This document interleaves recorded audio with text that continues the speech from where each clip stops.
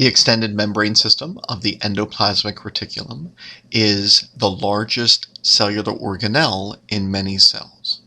It can be subdivided into a number of compartments, the most obvious of which is the rough endoplasmic reticulum, which is coated by ribosomes performing translation, and the smooth endoplasmic reticulum, which has few ribosomes.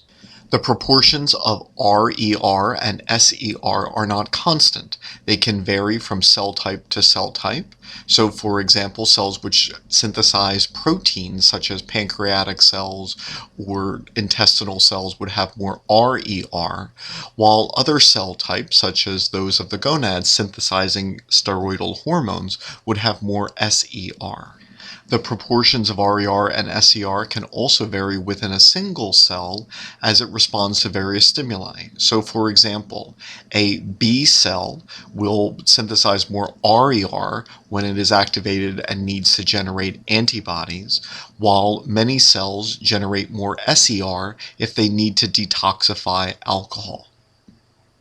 This endoplasmic reticulum performs a number of functions in the cell.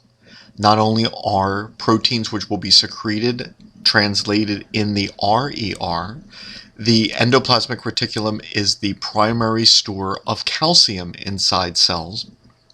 And calcium is a very important signaling molecule, and many enzymes require calcium in order to function. As intracellular calcium levels vary, cells may respond through a variety of mechanisms, including autophagy if calcium levels are too low, or apoptosis, programmed cell death, if calcium levels are too high. The endoplasmic reticulum is also the site of the synthesis of many of the 1,000 lipid molecules which are incorporated into the membranes of various organelles.